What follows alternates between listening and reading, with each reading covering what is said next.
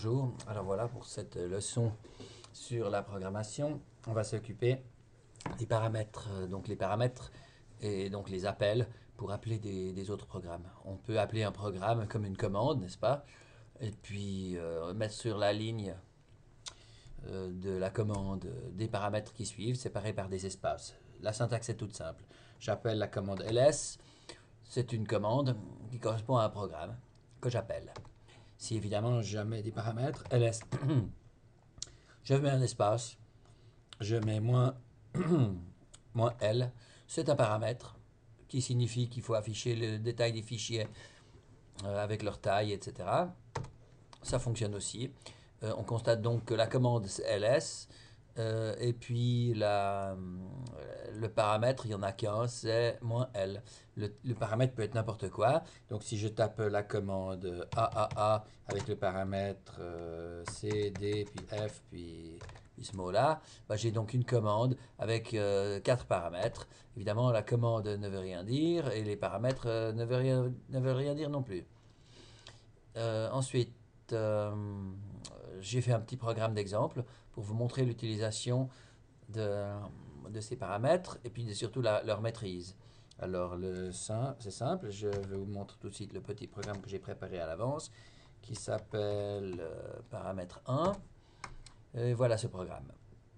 Donc, c'est un petit programme où on peut appeler ce programme, n'est-ce pas, en tapant son nom. En l'occurrence, son nom, c'est paramètre 1. Et puis, point bash, pardon. Et puis ensuite, ben, il ne fait rien d'autre que de vous expliquer le nombre de paramètres qu'il a reçus, donc le nombre de mots qu'il y a après le nom du fichier. Donc on l'obtient avec la variable $dièse, qui vous donne le nombre de paramètres. Le paramètre 0 existe aussi, c'est le nom de la commande elle-même, n'est-ce pas? Donc là, en l'occurrence, ce sera le nom du fichier. Enfin, $1, le premier paramètre. Le $2, j'imprime, n'est-ce pas, le deuxième paramètre, 2 points, et puis j'imprime $2. Ensuite, j'imprime troisième paramètre, j'imprime $3, puis ensuite $4, etc. Après, j'imprime la liste complète avec le $étoile. Ça me dit tous les paramètres d'un coup. Donc, ça va me mettre tous les paramètres sur la même ligne. Liste complète des paramètres. Puis ensuite, ben, un exemple d'utilisation de la boucle for. La boucle for donc, est une répétition. Do, done, et puis j'exécute l'exécution de la commande echo $p autant de fois qu'il y a de paramètres. Donc for $p in, puis avec un at, ça signifie tous les paramètres, un petit peu comme le $, sauf que cette fois, plutôt que de prendre une liste complète comme si c'est un seul objet, il me prend la liste séparée avec chaque paramètre étant un mot séparé. Attention, donc il y a une différence subtile entre le $étoile et de $at, n'est-ce pas? On va essayer d'exécuter ça et voir ce que ça donne. Donc je tape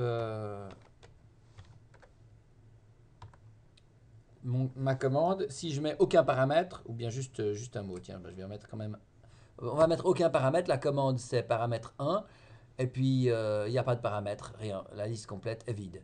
Et puis si je mets quand même A, ensuite B, un autre mot, puis un autre troisième mot, il me dit maintenant que nombre de paramètres 3, parce que j'ai 3 paramètres après le nom de la commande. Que ces paramètres, le premier paramètre c'est A, le deuxième c'est B, le troisième c'est D, F, G, puis le quatrième il n'y en a pas, parce qu'il n'existe pas. Bon, il a remarqué qu'il n'existe pas, mais il n'y a pas de message d'erreur, il met simplement vide. Puis la liste complète, c'est ça reprend cette partie-là. Et puis enfin, j'affiche ma liste complète, mais séparément l'un après l'autre, le A, le B et le D, F, G. Bien sûr, si vous mettez plus de paramètres que vous n'en testez, ben, il va en manquer quelques-uns. Dans ma liste, là, j'ai imprimé que les 4 premiers, tandis que là, ils y sont tous. La liste complète affiche également tout. Voilà, c'est tout simple en fait. Bien, je vous remercie de m'avoir écouté.